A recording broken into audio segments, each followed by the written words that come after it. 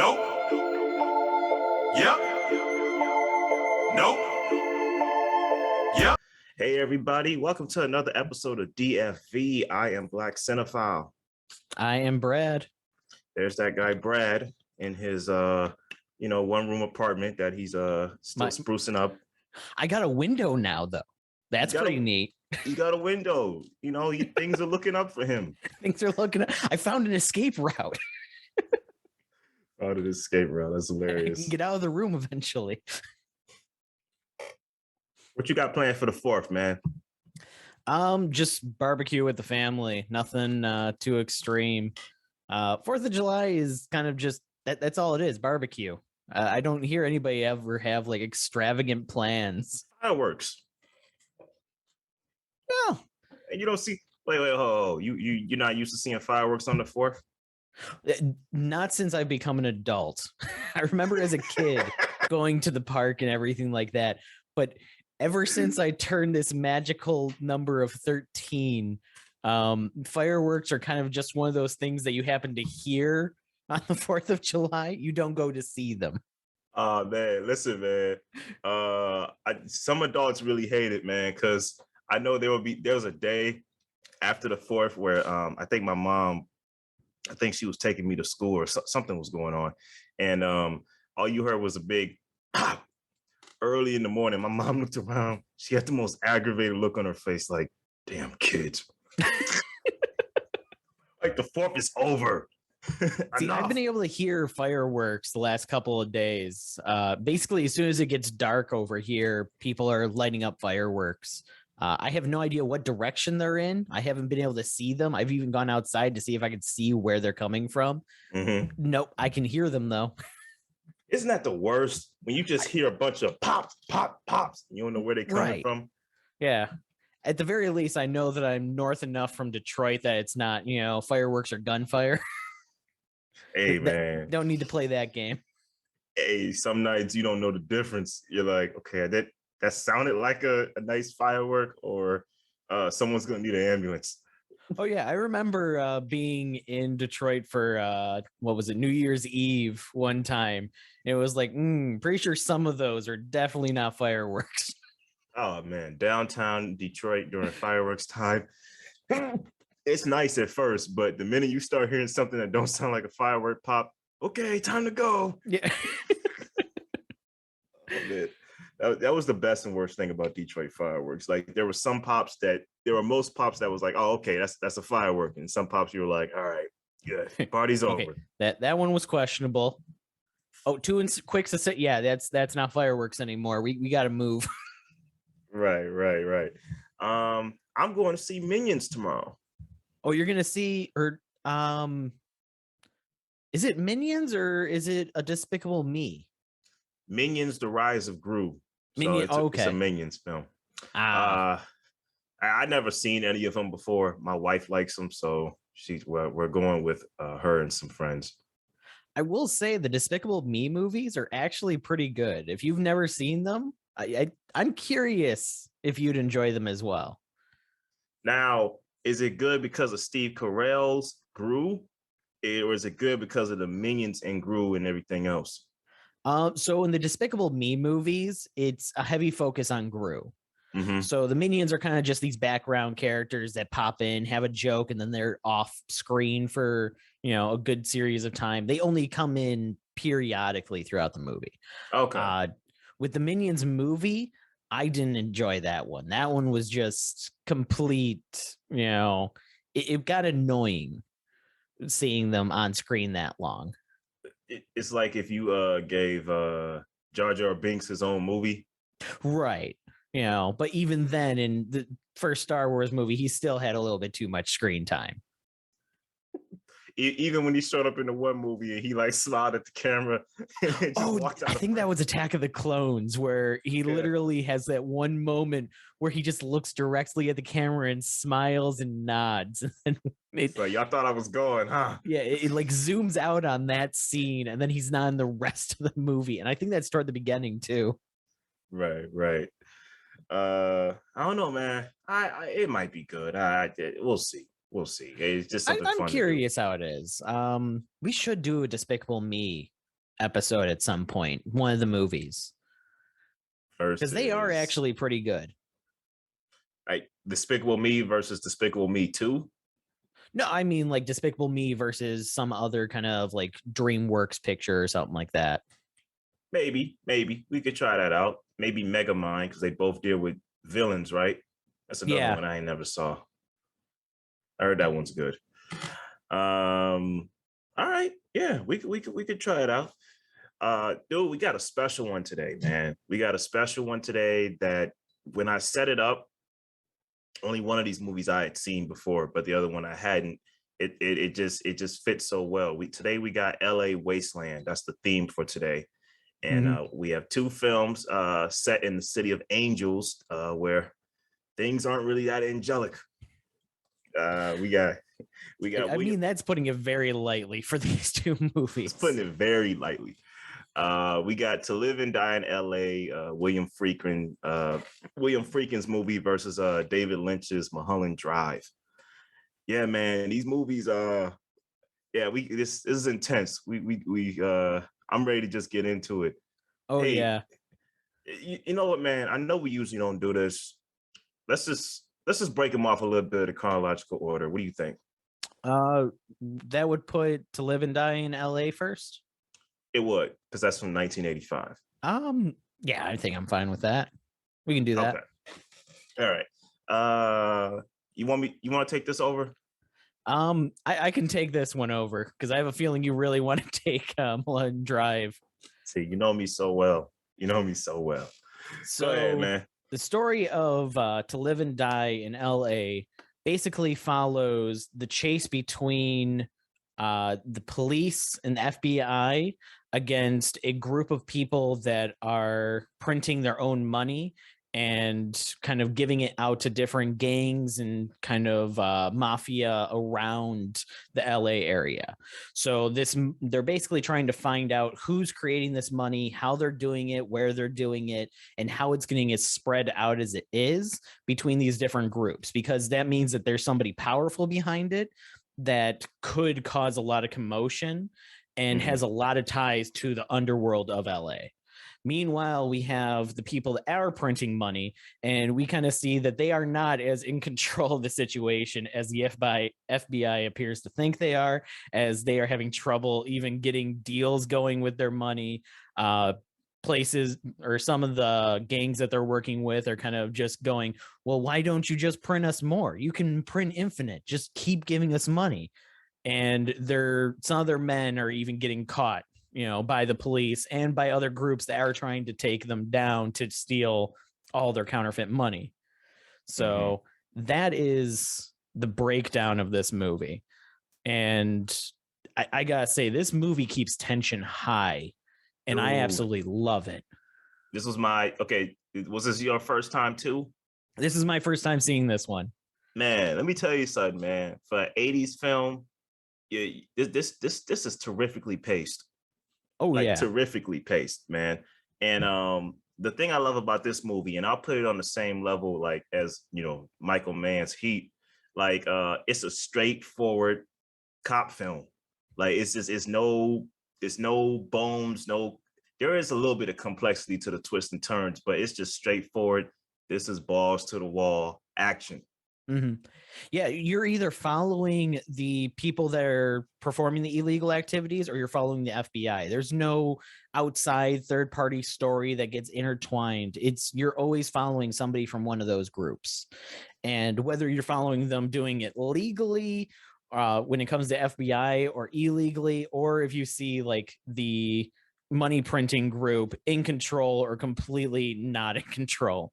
I love seeing kind of dynamic between them as they keep going. The FBI is getting close on us. They can pop up at any time. And then you go to the FBI and they're like, why can't we make a move? We can't seem to find them at all. And then it goes back, these people must be super smart that we can't find them. And it goes back to the money printers going, I don't know, man. One of our guys just get caught at the airport and the left hand doesn't know what the right hand is doing. It's perfect. I love it. I gotta say, man, that beginning was a little peculiar to me. Like kind of like the prologue where we see Richard Chance and they're guarding President Reagan because he's the president. And like, there's this guy who's on the roof of the hotel, and he's like, you you could tell he's a suicidal assassin. And at one point, he's about to blow himself up, and his old partner, grabs the guy, throws him off the building, and he just explodes. And then there's just like this one static shot of like the LA skyline cut to. And then it starts cutting to the person printing the fake or the counterfeit money. No, it cuts to them sitting down, and he says like, "Man, I'm getting too old for this." And then it cuts to the title sequence. Oh yeah. I was like, that was odd, but like that kind of like rapid fire shift in tones is like this whole movie. Mm-hmm. Like, it really is a roller coaster. Dude, William Dafoe, he was a good looking dude when he was a young guy, man. Yeah, for a minute there, when he popped up on screen, I was like, that's that is Will. Wait a minute. It is. Like my man from CSI, William Peterson, he's always had the same kind of look. Yeah. But William Dafoe's like, that's a slick looking William Dafoe. I could see him as Patrick Bateman looking like that. Yeah, he well, even in a lot of his older movies, he looks completely different. Because we're so used to what he looks like now and everything like that. Because even watch movies from the 2000s, and he still looks extremely young in those movies. It's just been the last like couple of years where he just kind of went, I'm not going to dye my hair anymore, and I'm not really going to care. And people were like, we like this version of Willem Dafoe. And he was like, good, because this is the version you're getting. I am who I am. Right. Hey, I still love the interview that he, I can't remember if it was an interview or some talk show kind of thing. It was like, yeah, people keep saying that I look like the part that I could play the Joker really well. And, that really gets to you when somebody says, yeah, you look like a person that can play an egomaniac. I can't imagine. That's not the most flattering thing to hear. Like, dude, we're having coffee, man. Now you're telling me I look like a crazy person? It's kind of like somebody coming up and being like, hey, I heard that CSI Miami is looking for somebody to play a burned patient. You would do great for the part. So we're looking for someone to play a hooker, off of Sunset Boulevard, and you look. It looks like your wardrobe already matches. You won't have to go through makeup. It's perfect. Just go over and try out. Right. Dude, I love the characters in this movie, man, because everybody, Rick Masters, William Dafoe's character, is a great villain, but I love how Richard Chance, him and John. So Richard and John, they're so opposites. John is he's by the book. He's a Secret Service agent that is by the book. He has friends that are cops that are on the right side of the law, that they have a code, and they have a code of ethics and morals. Richard is like, ethics and morals go out the window when I'm trying to take the bad guy down. Like, he wants Rick Masters down so bad. And I like how they clash throughout the film. Like, and John's morals, even though he's not the main protagonist of the movie, he comes into clear focus towards the end, because he kind of becomes the catalyst for change once, what happens in the end happens, as we'll get to it. And I love that, man. I thought they were the perfect, it's not a buddy comedy movie, but I thought they were the perfect yin and yang they were the perfect foils for each other. Absolutely. And seeing like how they operated, how they went about the business and everything like that. Here's the moment where I knew I was gonna like this. I didn't know what I was in for, but I knew I was along for the ride. The moment where Richard's mentor, his old buddy, his old partner, he shows up to the scene early, to where they're about to do the sting, right? Or they're about to take Rick down, or somebody that works on Rick's side. And he goes in the trash. He sees the torn up counterfeit bills, and he just gets shot. And then, Rick Masters, William Dafoe, shows up. He goes, Masters. He goes, buddy, you showed up at the wrong place at the wrong time. Boom. And I was like, whoa. oh, this is intense. And you know, the ball just starts rolling from And there. that's man. really early in the movie too. Like It that's is. when, because that's right after you see the printing press and you see him like throw the bag into the trash can. You're like, oh my God, okay, so that must be like how they drop off the money. And then you see the cop come in and try and retrieve it, and it's just not there. I love how they constantly play with like the people with the briefcases and having the money and everything. Like one of the scenes kind of later in the movie where, you know, they have I think it's the two cops that are, or was it the cops or were they just a rival gang? I think it was a rival gang that like was trying to get the money from them. No, those were cops. Were they cops? Yeah, they were cops because it was Okay. revealed later on that the guy was an undercover agent. Oh, okay. Yeah. That's what makes that. Go ahead. Yeah. But, you know, when they got the briefcase and stuff and he's like banging it up against like a concrete kind of pillar to try and get it open, then it flies open and it's just a phone book inside. Right. I love that. I love that too, but I love how ingenious it is when my man goes, strip down. And then they realize it was the thing around him that had the real money. Yeah. And I was well, like, the counterfeit money, but yeah. Yeah. But no. Those were real bills because they needed real bills to pay Rick Masters. Oh, were those the real bills? Yeah, those were the real bills because they needed those to as the down payment that Rick Masters wanted. Oh, that's right. The 30,000 that they needed. Right. Yep. And dude, that car chase, man, that was brilliant. Oh, I loved it. That was brilliant, man. And I like I said, dude, for an 80s film, William Friedkin, you know, this is him coming off of The French Connection, which is another, you know, critically praised cop movie. The dude knows how to film car chases, man. Like he used LA to the end, like as much as he could use it for a great scene like that. Well, even with them going through like the shipping dock kind of Bay Area and stuff like that, with the trucks coming in, and you know, this guy needs to move his goddamn truck, and he's like, back up. Right. And I love how a scene like that, he takes time to play to the strong character traits that these characters have. Like there's a moment where Richard, he's driving through and John is in the back praying or whatever he's doing, like, oh my God, we're not gonna make it out of this. And you know, just the enemies are all around. And then you cut to the beginning when Richard, you know, on a bet, you know, dives off of the bridge with a string tied to his ankle. Because it shows how fearless he is.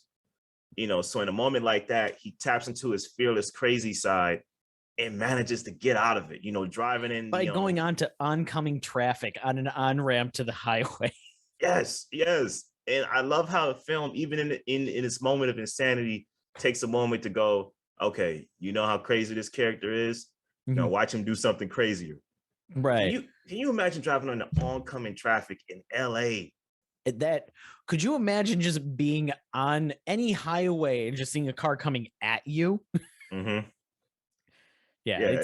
I also love how when the car chase ends, they're in like that alleyway, and you just have the three people in the background like dancing, walking by with the boombox and everything like that. As these people are like, shit, I can't believe we survived that. You're insane. And you just have these three people in the background just grooving. Yeah, yeah, that's such an 80s thing, man.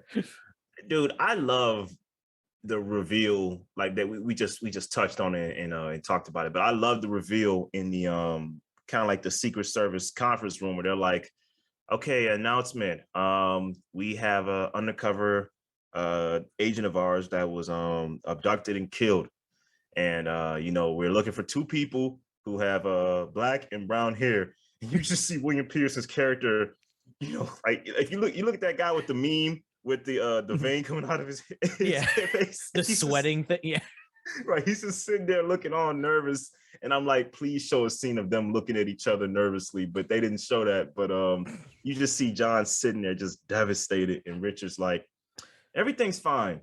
Everything is fine. We're gonna get Rick Masters. That's all that matters. Yeah, don't worry, we're gonna win in the end. I swear, we're gonna win in the end. Oh man.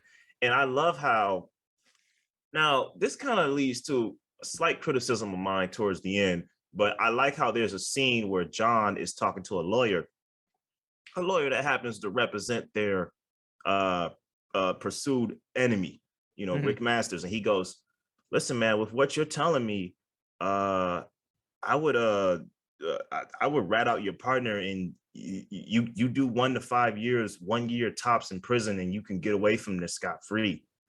And you know, John is conflicted, like, man, I can't rat on a brother in arms. Like, what we did was wrong and it goes against my code, but I can't be a rat. He was like, I'm telling you, man, if this comes down on you, it could be bad. You know, Yeah. they're responsible. Yeah, go ahead. That was before he went into prison too, wasn't it? Who went into prison?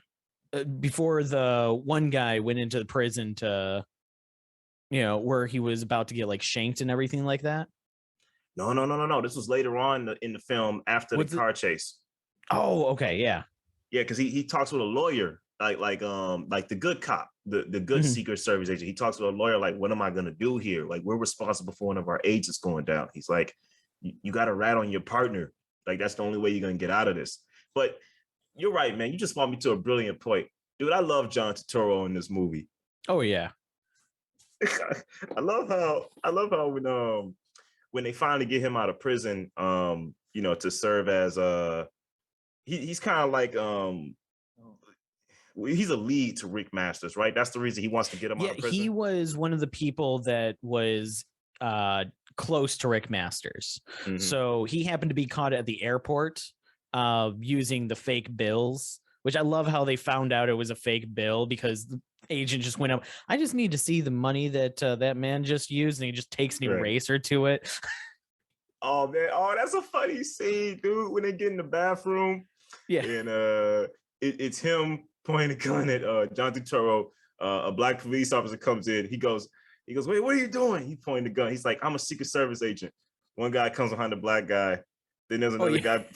Then there's another guy behind him saying, I just wanted to use the John. Yeah, I was just here to use the bathroom. Yeah, because Right. doesn't somebody turn their gun on him too? And he's just like, I just want to use the bathroom. I didn't. Right, right. I love that, man. But there's a scene where when John Turturro, they get him out of prison. Um, he, and he should have known this was a trap, dog. But it's the 80s. He tells William Peterson, like, hey man, my daughter, My daughter, yeah. she's in the hospital. She's under this name. So they go to the hospital, they give the name, and they start walking to the room. I love the excuse he gives. He goes like, so what happened to your daughter?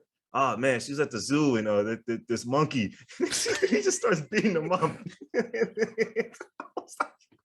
I want to know how that sentence is going to finish. I don't think he had a finish to the sentence, and that's why he just went right for the punch. He was just like, oh crap, I wasn't prepared for this. Zoo, screw it. He just plays it out so cool. He's like, yeah, man. He's like, we said it was a zoo and this monkey. He just beats him up. Oh man, that was funny. Yeah, I love how he escapes that way too. And then he comes back to the police chief who's like, you literally went behind my back to let this guy out that was literally that you made me put on this no release kind of section. You took him out and you lost him. Yeah, I mean, how could that happen, really? Yeah. I want to speak on Richard's character, though. He's not necessarily a person I'm rooting for because, you know, he kind of has this like sexual extortion thing with this other woman where he gets like tips from and stuff like that. And it comes off very shady, but it's like, you know, he's on the right side of the law because he would be much more dangerous if he was on the other side of the law.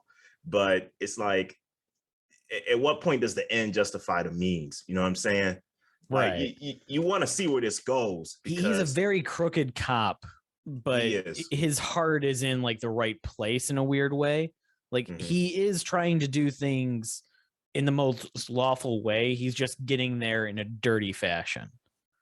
Yeah, yeah, definitely. And I want to talk about the final showdown, man. So what happens in the final showdown was 2 final showdowns. So pretty much he they give the money to Rick, and then they reveal like you're under arrest. They did some tussling. Then all of a sudden, boom, Richard gets his face blown off. Rick Masters escapes, and John shoots the henchman that was left behind. And there's that confrontation in the money printing center. Now, here's where this film kind of makes me go. See, in the script, I think they just said, "Screw it, we're at the end of the movie." There's a point where Rick says, "You could have dimed on your partner, but you didn't."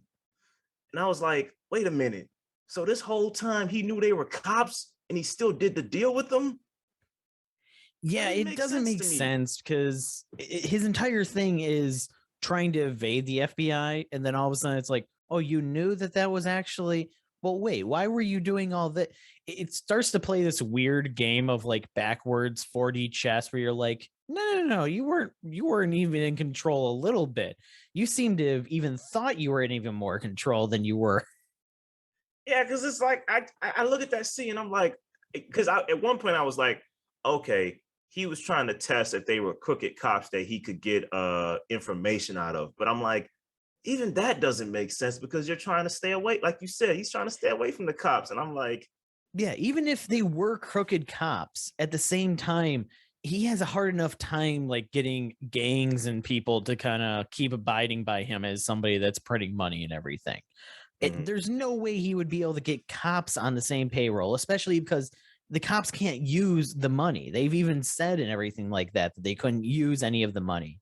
When they were asking like, well, why can't we just get some of that counterfeit money to use as money to, make the deal?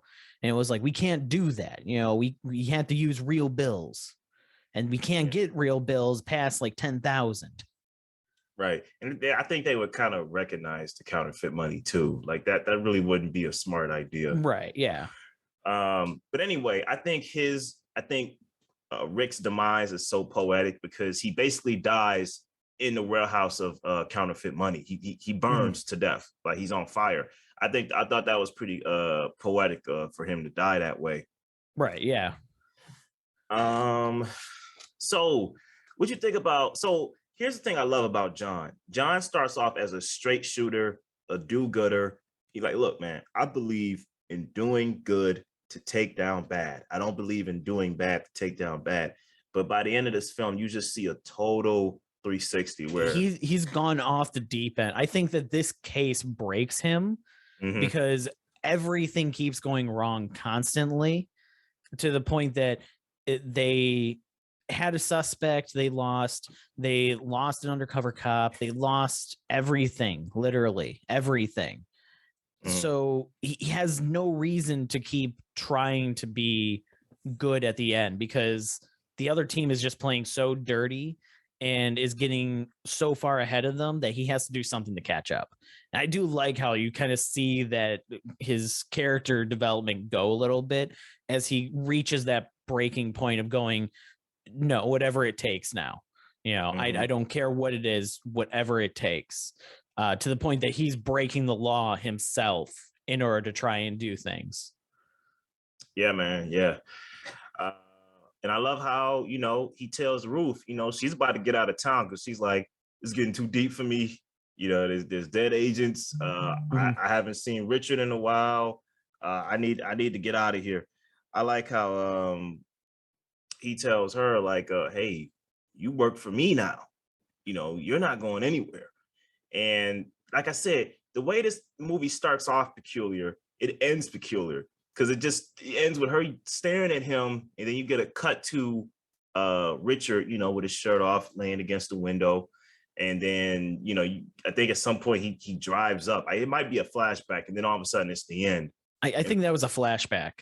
Yeah, it's a flashback, and then with the credits end, it's him again laying up by the window, and I'm like, that's a weird way to end it. What'd you feel about that? It's kind of the same, where I was just like, well, that's one way to end this movie. The beginning and the end are just very odd, and they almost feel out of place in the movie. But at the same time, the movie is moving like a mile a minute throughout the entire time as well. But yeah, the ending kind of with him going, alluding that he knew that they were FBI agents the entire time and everything like that. And then we get that. It just it was odd. It was very odd. I don't have any other words for it. It was just kind of odd, you know. I'm sure that there was some like backwards meaning to it and something like that. But it went over my head. I can say that for sure. I just had a fun time with this movie. You know, I had a fun time too, and that's the thing. I feel like the movie gives you so much of a fun, intense, sexy ride that you don't really care about faults like that. You're like, right, yeah. all right, You're not plot, going, oh, that's a plot hole. You're just going, oh, that's interesting. Okay, continue on, movie. I want more 80s action. I want more 80s intensity. I don't care about this. Right, yeah. Man, here's one thing that just it bothered me, but I kind of just laughed it off. When your head gets blown off, you don't go, ah, you're done. You're done. Are you sure? How often have you had your head blown off? Look, man, when this movie starts, Richard's old partner, the moment where William Dafoe blows his head off, he says, "You're in the wrong place in the wrong time." He blows his head off, and you hear a ah. I'm like, you're done, dude. Like you have no more consciousness to make a sound. That's called overacting in the afterlife. And then it happened 2 more times in the movie. Like, I just thought that was hilarious. Like you don't make sounds when your head gets blown off. And part of me was like, oh, it's an 80s movie. I'm like, nah, they didn't act that way in The Godfather. That's no excuse. Well, you also have the 80s effects for anytime somebody's like shooting and they miss. It basically blows up sand like 8 feet in the air for every bullet. It's like, yeah, bullets are fast, but they're not shooting sand, that high in the air whenever. If the gun is pointed like this, how is the bullet gonna go downwards to make the sand go right? Up? Yeah, that makes no sense. And then you hear the pew pew pew pew. Oh yeah, the bullet noises. I love the bullet noises.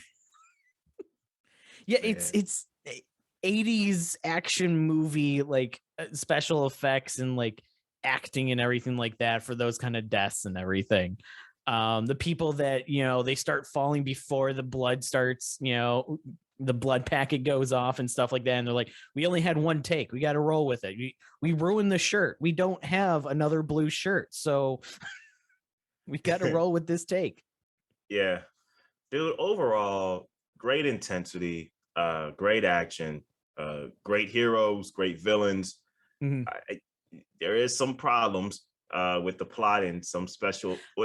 I would say the story is great. The weakest point of this movie. Towards the end, say the finale is the plot towards the end is weak, but the action and intensity in the feel is all great. Yeah, everything else about this movie is just on peak. It's just the script was very, I don't even want to say cliched because it was just odd. It wasn't even cliches that it was going for and stuff like that. It just didn't make much sense when you think about it. The script, but then luckily there's like a really good action scene after every moment that doesn't make sense to make you go, oh yeah, I'm back in. The script just goes, screw it, let's do it live. Yeah. Did I get this a 4.5? Oh yeah, this is definitely like a 4 out of 5 to me. Yeah. Okay. Yeah, I just thought it just hit, man. Oh yeah. When I set this one up, when I suggested to set this one up with Mulholland Drive, I said, okay, both of these films put LA in an interesting light. Let's see where this goes. And plus, I've heard great things about this movie, and I was satisfied, man. Oh, absolutely the same. Like I said, I enjoyed this movie. The plot was just a little strange at points, but beyond that, great movie. If this had a second draft, well, honestly, I don't even think it needed a second draft. It needed a little bit more focus toward the end. I agree. I definitely agree. All right. Ready? Oh man. Am I? I don't know. I know, man. I think we're gonna have a lot to cover on this one. But all right, y'all. So this next film we're gonna do Mulholland Drive, and this is written and directed by the surreal master himself, David Lynch. I don't know how you summarize a movie like this, but I'll try my best. So, brief synopsis, very brief. There's a woman who comes to Hollywood. Her name is Diane, and her name is Betty. I'm sorry, her name is Betty. Yeah, And you're getting it confused with the end already. yeah, I'm already jumping ahead, man. But this woman comes to Hollywood. Her name is Betty, and she's staying in an apartment of her aunt's. She has Hollywood as like a city of dreams in her eyes. You know what I mean? She wants to come here and see what kind of opportunities come her way. She wants to be an actress. She comes across a woman who we find her name. We don't even know her name in the beginning. She's a woman that after a car crash in the beginning gains amnesia, doesn't remember who she is. She sneaks into this apartment the day before Betty comes, and her and Betty become close friends. And she's like, my name is Rita, but that's not really my name. I don't remember who I am. Mm-hmm. All we know is that there are some people that are looking for her. There's a hitman, a clumsy hitman that is looking for her. Well, she doesn't even know that. She doesn't remember anything. She remembers a car crash, and then she kind of like just walked into the city and then walked into this apartment. Mm-hmm. Yeah. So that's what we know about her. And Betty is trying to help uncover this mystery of who this woman is. We got another plot line. We're not even at the lower third yet. We got another plot line of a director played by Justin Theroux, who is making this new film and is kind of being strongholded by these mysterious, creepy Hollywood executives that say, no, you're casting this actress we want in this role. And he's like, I don't want her. I want the woman that I'm already trying to cast. And they're basically telling him they max out his credit cards. They lock him in. They kind of stronghold him into saying, listen, you're going to pick this girl or else. Mm-hmm. So I think we need to talk a little bit before we get to the lower third. That's basically in a nutshell what most of this movie is about. The first 2/3. So let's start off by talking about Rita and Betty's adventure, because this movie has these plot lines that are kind of continually going back and forth between them that really don't have too much connection. There's vignettes. Right. So I think it's best if we just kind of tackle this one right away and then move from there. Wait a minute. I got to ask you, man. Because everybody has an interesting first time.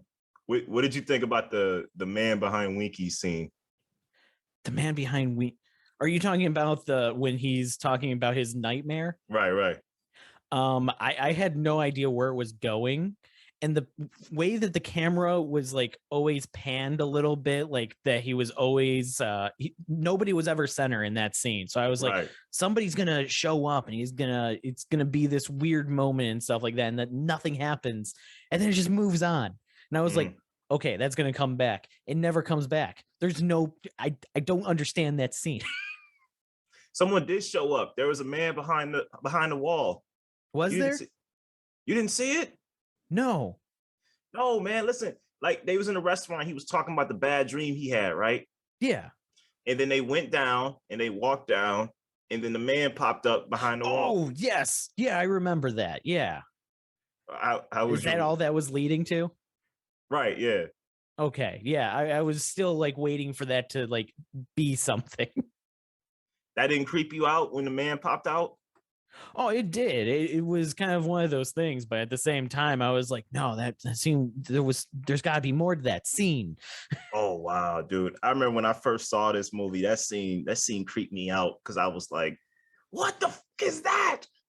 And then the dude just has a heart attack and falls down, and then it just cuts away. And you're right, it never goes back to it.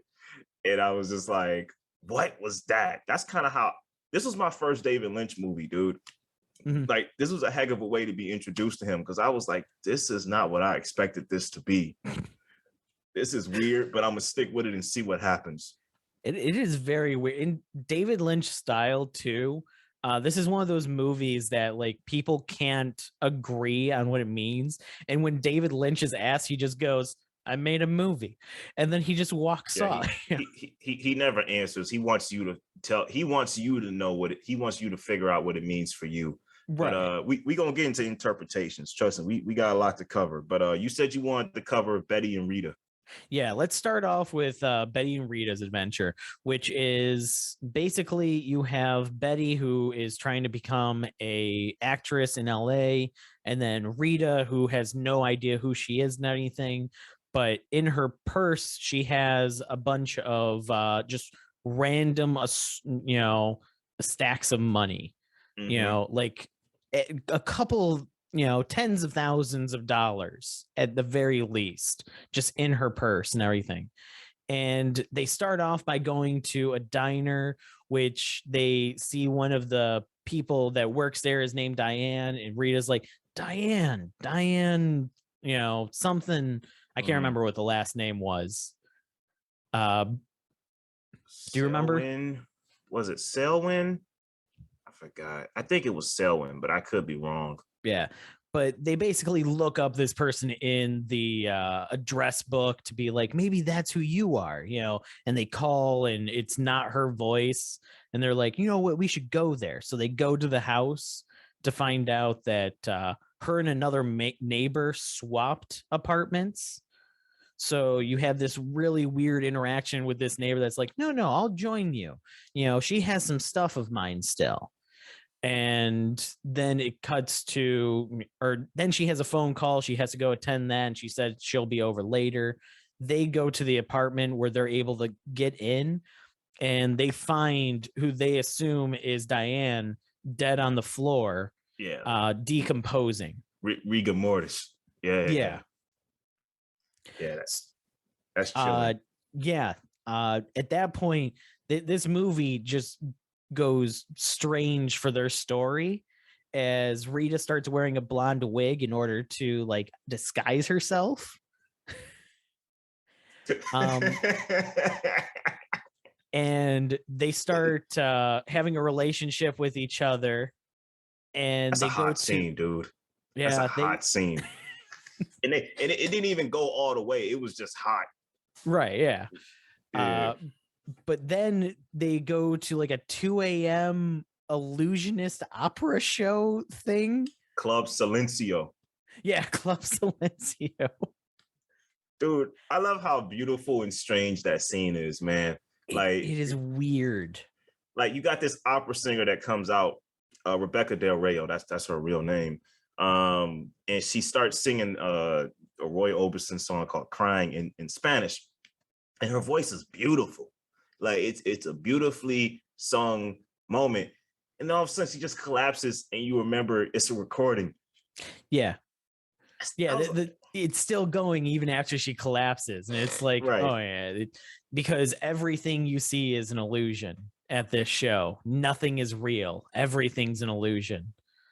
And then I'm trying to remember, was it Betty that was like basically freaking out during the show, during the illusionist thing? Yeah, my man that came out before with the wand, he goes, he didn't say this, but some Harry Potter thing, Expesperus, and the light starts storming and she starts convulsing, and then he stops it, and then she stops convulsing. I was like, okay then.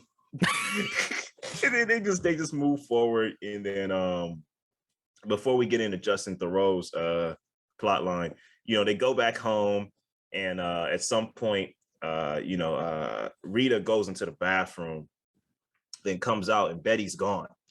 So Rita takes this box that she's had this whole time. She has a key. She puts it in the box.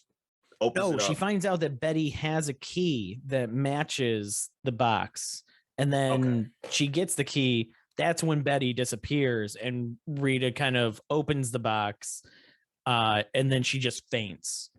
And that's where we'll leave their story. So that's their story that happens in this movie.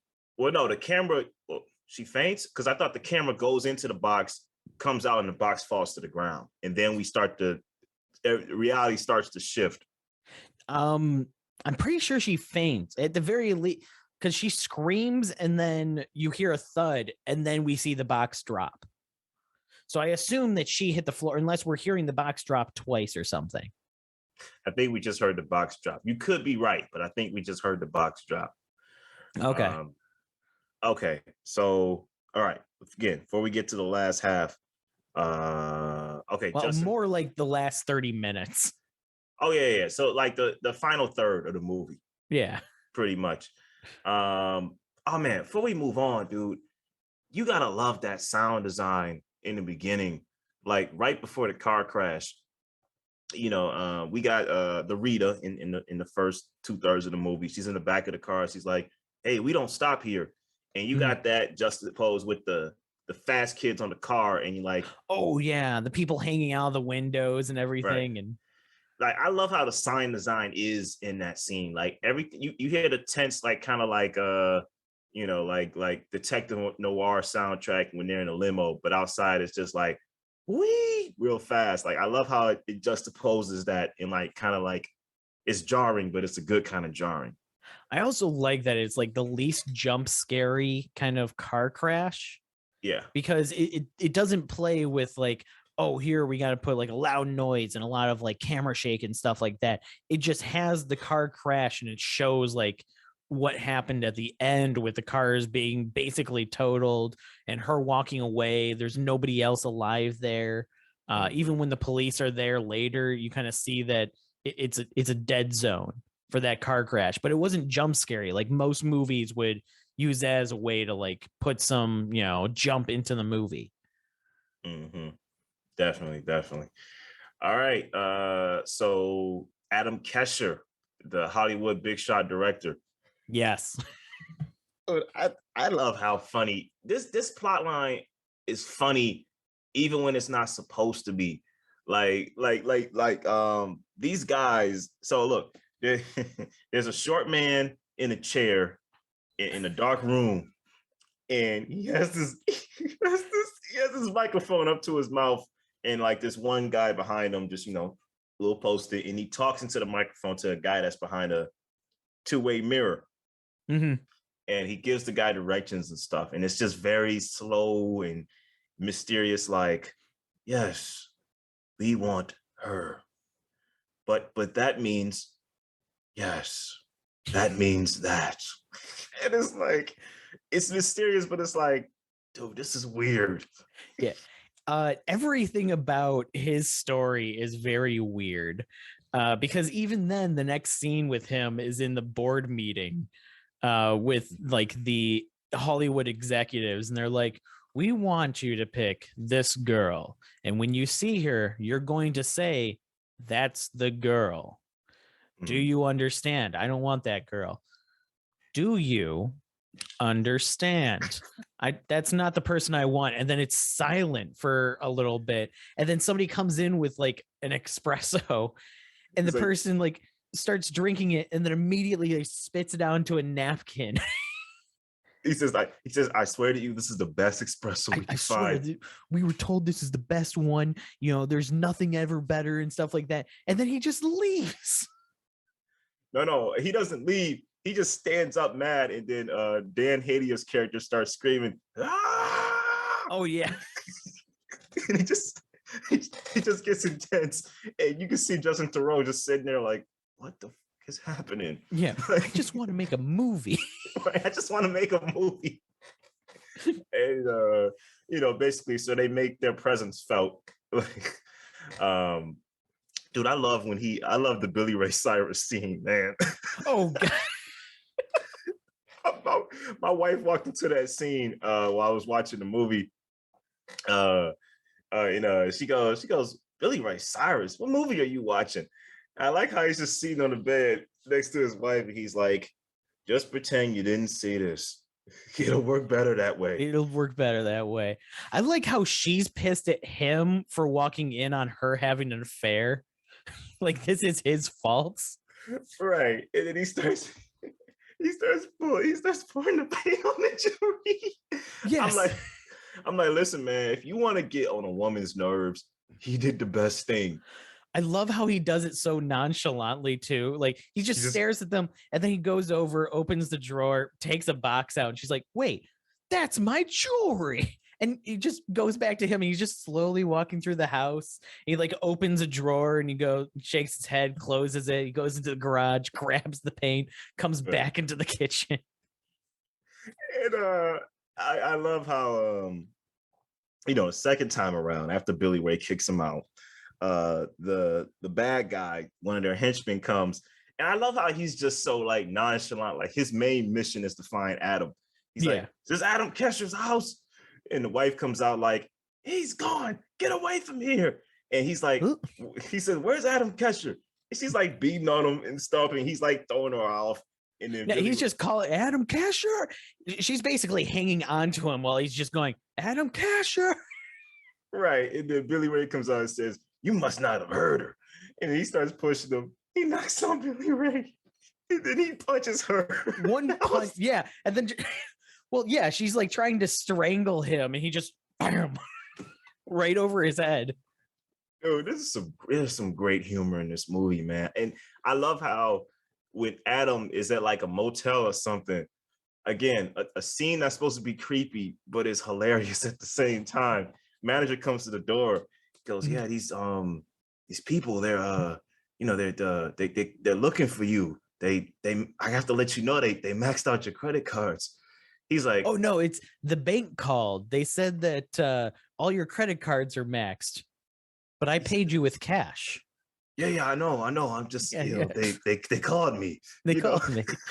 And I love how towards the end, he's like, "How'd they know I was here?"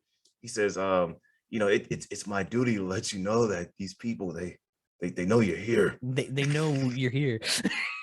Like, this is so random. And then I think he closes the door. The guy outside closes the door. The manager closes the door on him after that. It's like, this movie is insane. Oh man. And the cowboy scene, dude. Yeah, you gotta go see the cowboy. I gotta go see the cowboy. Right. After he's on the phone, he goes to the cowboy. And the cowboy, again, something that comes off creepy, but it's funny at the same time. The dude is just like very stoic. And he's like, "Are you really thinking? Nah, I think you're being a smart aleck. Now stop for a second. Stop being a smart aleck and think." Well, no, he asked him the question of, do you believe whatever? And he goes, "Yeah." He's like, "Do you really though?" Well, then repeat what I said. He repeats it perfectly. He's like, "I think you're being a smart aleck." Yeah. He's like, he's like, "Do you believe a man's attitude guides his path to life?" Is what he asked him. Yeah. And he basically goes like, he's like, "Listen, man, you see me one more time, you did good. You see me another time, you see me 2 times, you did bad." You ever wonder in your head how that might go? It's like, okay, I see him one time. Hopefully I don't see him again. Hopefully I never run into the cowboy again. I love that he's really in like full on like cowboy get up, like, the big bell bottom jeans, the cowboy boots, the hat. He has like the studded like coat and everything. I would love how, and this would never happen, but I would love how, how you sometimes you make deleted scenes in your head, that if he met him a second time, he go, "Dude, I did what you said." He'd be like, "Oh no, I'm not here for that, man. We just happen to run across each other." Yeah, I'm heading to the grocery store. Right. That would have been hilarious if that happened. But yeah, overall, he decides, on set that, hey, this is the girl. But then there's a quick little moment between him and Betty, where Betty comes to the set. And dude, oh man, we got to talk about that scene, that audition scene, dude.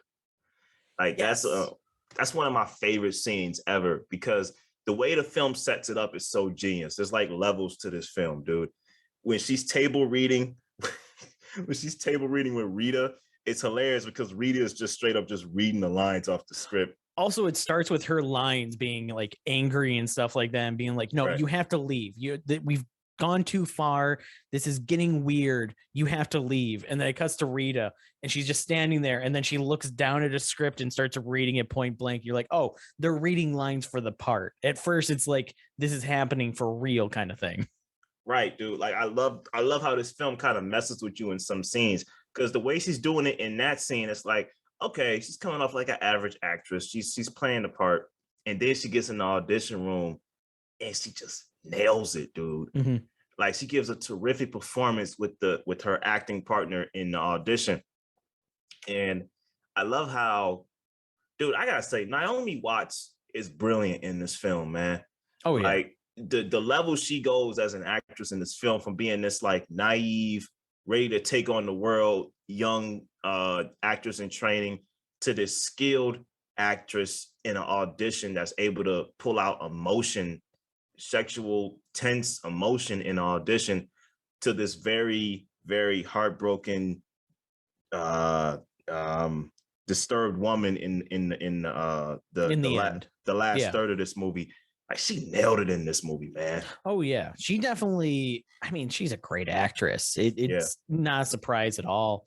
But yeah, I love the kind of see her transition between the three. Well, technically, it's two characters, but one of them is not so much what it seems. Right. I think this was one of her first movies. Well, no, not. It wasn't her first movie, but it was like the movie that was like it was a very breakthrough role for her. Oh, I can see that. Yeah, for sure. But yeah, man. So I think did we cover enough? See, this is the point where I knew first time watching this movie, something was wrong. When Betty leaves the airport, and she's talking to these two old people that I guess she rode with them on the plane over here. She was like, man, it was great meeting y'all. She's like, and they go, yeah, good luck with your acting. She drives off. These people in a limo, and it's starting to like the smiles are kind of forced. Mm-hmm. They smile over at each other, and homegirl just smacks her husband's leg real hard, and then they just go, I was like, something is very off with this movie. The worst part is, in the context of everything of this movie, that's still not the weirdest scene. Oh no, I mean, by that point, you're just settling in. Right, yeah. At that point, you're like, yeah, okay, this is gonna be a ride. It definitely is gonna be a ride. All right. What did you think of the whole hitman sequence? So, are you talking about from the last third? No. Oh, no. Earlier, the first 2/3. Oh, you're talking about where he goes to get the black book, and oh my god, I forgot about that scene for a minute. I absolutely love that scene. That is slapstick at its finest. I like how after he shoots my man and he shoots old girl by accident, he comes in the room. She's like, something bit me bad. Yeah, something bit me bad. And then he just starts to try and strangle her, and he's just failing completely. And then he comes into, so the entire thing into perspective of just how much he messed up. I love, first off, that he just, asks the guy, hey, is that the black book? Yeah, that's the and then he's cleaning the gun, puts it up, shoots through the wall to this one lady, tries to strangle her to, silence her and everything, right, and gets caught in the hallway by the janitor. And he's yelling at the janitor, she's hurt bad. You need to come help, call 911. And the janitor's just standing there. Come on, I can't do this all by myself. He's just staring at him, just curious, like what is going on? He's just like no emotion, just staring at him. Right. And then, he shoots the one lady, and then the one person, the janitor comes in and just stares at her and just looks up, and he just goes, hey man. And then he shoots him. He goes, hey man. He just shoots him. And then he creates even more of a fuss because the lights go out.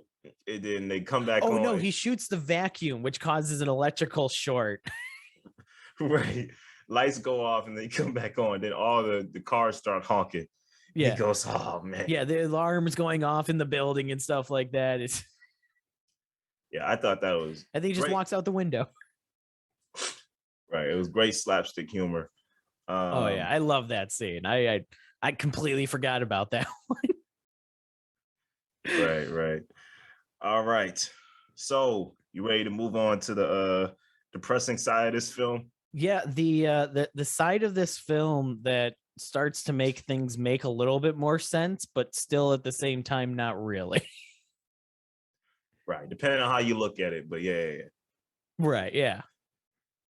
So basically, I mean, so I don't know if I'm summarizing this for the audience or you and I are just talking here, but so basically, what did you think of this like final third here?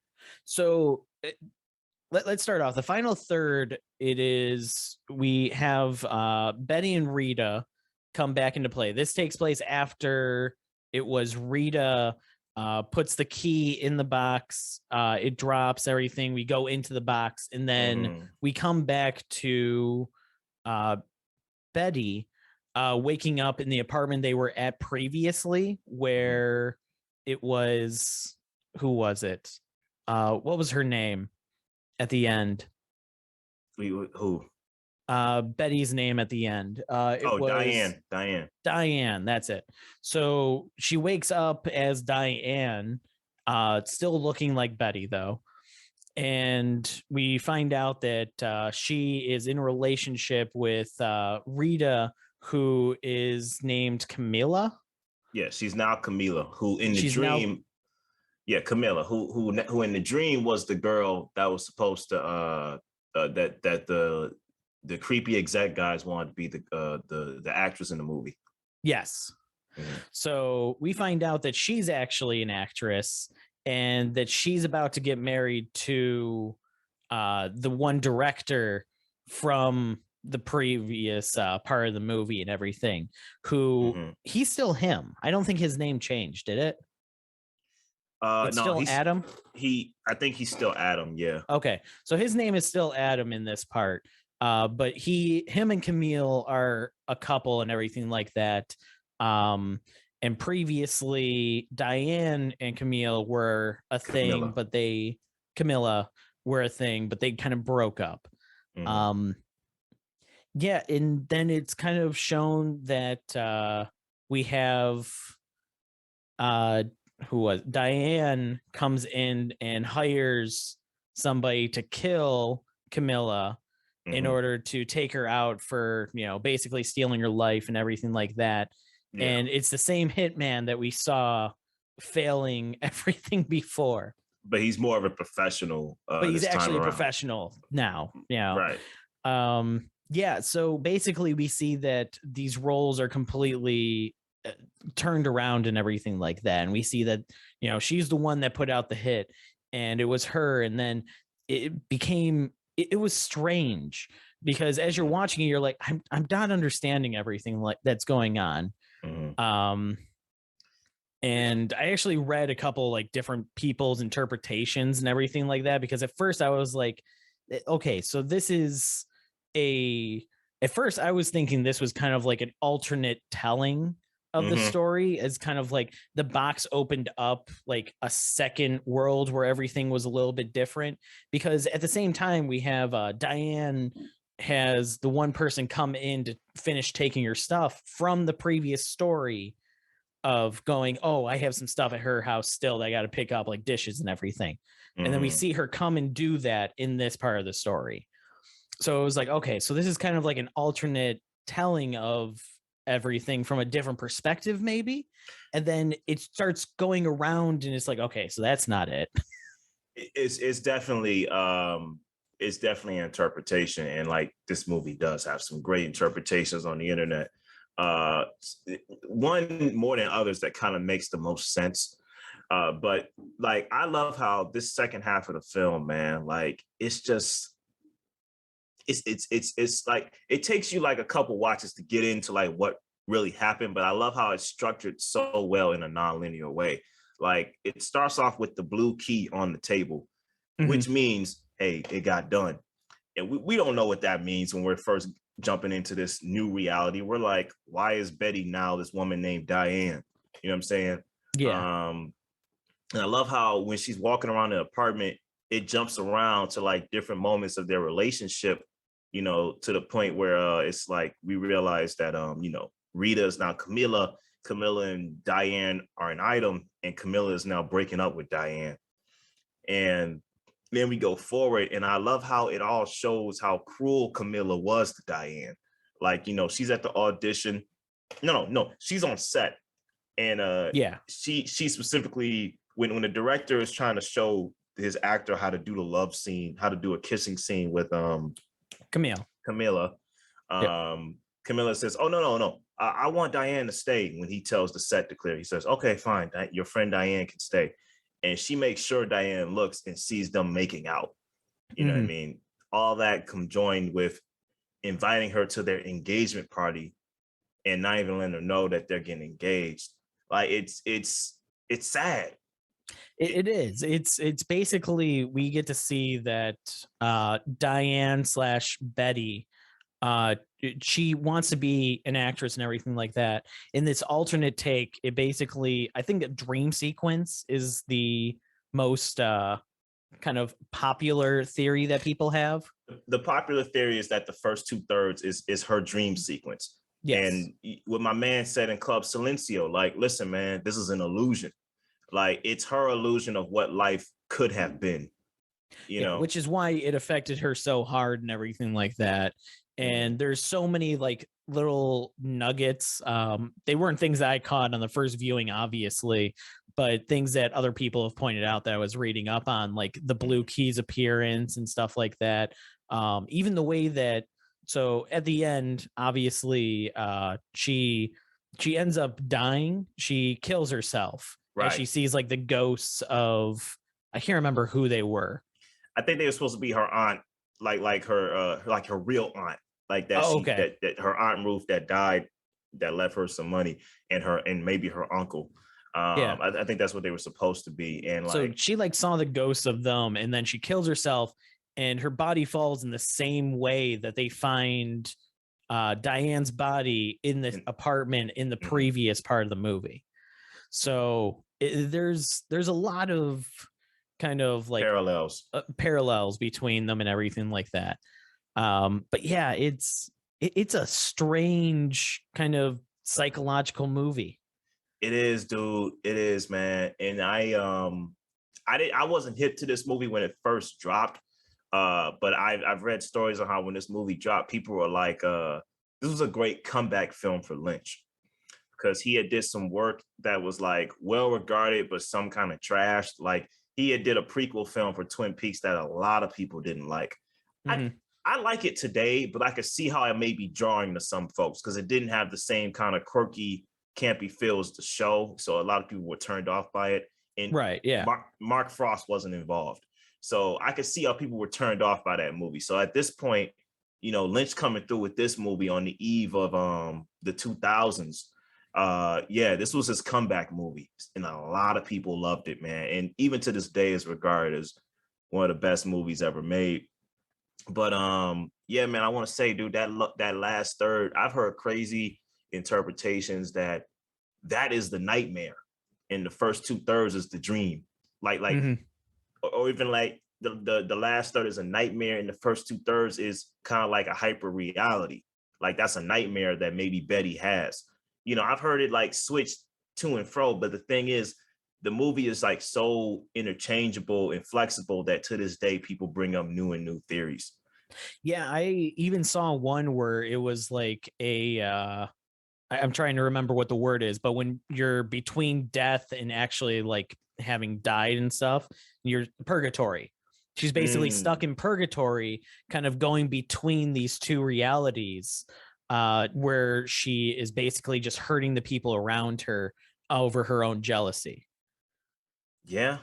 And, you know, and then we have the dream sequence ones. There's a couple other theories I was reading that I was kind of like, okay, that one sounds a little bit too far out there. And some that it's like, wow, that person put a lot of thought into it.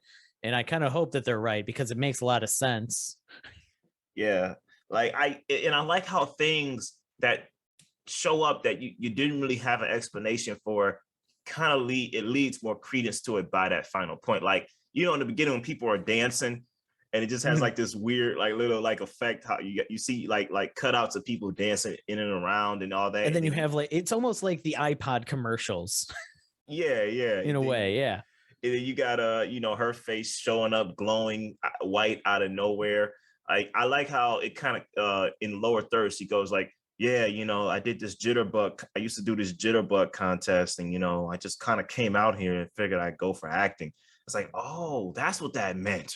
Like, because you never know what that means until you get to the end. It's like, oh, that's what all that dancing was about. Yeah, I didn't even catch that until I was reading some of the theories, and that was one of the things that was pointed out about how she could be in like a perpetual loop.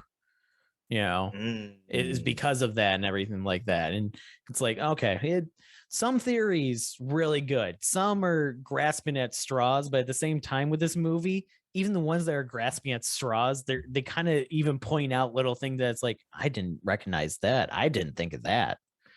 I like how this film overall, like they call it like David Lynch's Poisonous Valentine to like to Hollywood. Like you look at Hollywood as like this dream factory. Like I'm gonna go out there, I'm gonna be a screenwriter, I'm gonna be an actress, a director, a producer. When it's like, dude, the hustle out there is hard. Right. Like, yeah. It is hard. Now you can make it. It depends on the people of course. But like it's a hustle. Like it's a hustle. And you got a lot of Bettys that come out there, and the city turns them into Dianes. You know what I'm saying? Yeah. Like I love that theme to it. Like, it deconstructs the dream factory of the city of angels. That's really the city of demons, if you really think about it. And Mulholland Drive is like a road. Like I love an interview that Naomi Watts gave where it was kind of like an anniversary. Criterion released this on Blu-ray, and there was an interview. Yeah, there was an interview with her and David Lynch, and she was like, man, like there were times where I was a struggling actress and I just kept riding down Mulholland Drive from auditions to my apartment and just depressed. Like, am I even supposed to be here? Am I destined to be an actress? I think she's Australian, isn't she? Originally. I don't remember exactly. I think she is. No, oh yeah. Her family moved to Australia, but she is British. But anyway, she came to Hollywood to act. She came to America to act, and she said she would ride up and down Mulholland Drive, just being so like depressed. Like, man, am I supposed to make it here as an actress? And I like how it was kind of destiny for her to get this role in this movie, which speaks to the role of Betty and Diane, which Diane loses her role to Camila, the Sylvia North story. And that kind of sets her up from doom. She's destined to be doomed from the beginning. And I was like, man, I just love how everything fits into this movie, even like the behind the scenes stories of it. Right. This is one of those. I still have to go through and see some of those like beyond features and stuff like that this movie has. But yeah, there's so much community and critic kind of backing for this movie that you could probably read about this movie for days. Oh yeah, it's definitely a great complex film. Dude, this is what I wanted Southland Tales to be. Yes, except Southland Tales was just weird. Southland Tales was just weird to be weird, but I'm like, this is the kind of film I wanted to see out of Richard Kelly. Like, this is what I feel like if Southland Tales not was more focused, but was more streamlined and just a tad more accessible, could have been this. I think Southland Tales got picked up by a streaming service for a TV show too. Was this recently? I want to say somewhat. Okay, that's interesting. I don't know. Hold on. Like, did this news just drop? I remember it showing up. I ain't seeing it. I want to say it was like just toward the end of like last year. Okay. Well, I feel like if Southland Tales was a movie like this, like it would have been like way more better received than it was when it dropped. But yeah, man, I feel like this is one of my favorite movies. I feel like this is probably my favorite David Lynch movie. Might be his best. I know a lot of people put Blue Velvet as that, but might be his best. I give this a straight 5 out of 5. Oh yeah, this one's an easy 5 out of 5. This movie, it's got some great humor to it. It's got great mystery to it. I love how it kind of plays around with different themes. And the fact that it has so many ways to interpret it just kind of makes it one of those easy rewatchable movies that every time you watch it, you could decide that it means something else. Mm-hmm. Yeah, man. So there it is, man. It looks like Mulholland Drives wins out. I was a little easy.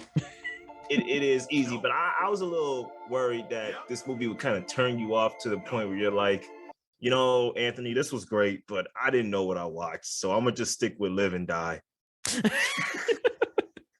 I mean, Live and Die was a great action movie. It was. It really was. Mulholland Drive was the exact opposite, where it was just a strange movie where things are nonsensically happening, but they're nonsensically happening in a pattern. So it's not like it's random occurrences. It's nonsense that continually, starts to make more sense as you go along while adding more nonsense on top of it. It's controlled chaos. Yes.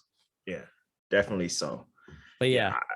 I just felt like these are two great films set in LA that kind of break the facade of like, the city of nothing but palm trees and flashing lights.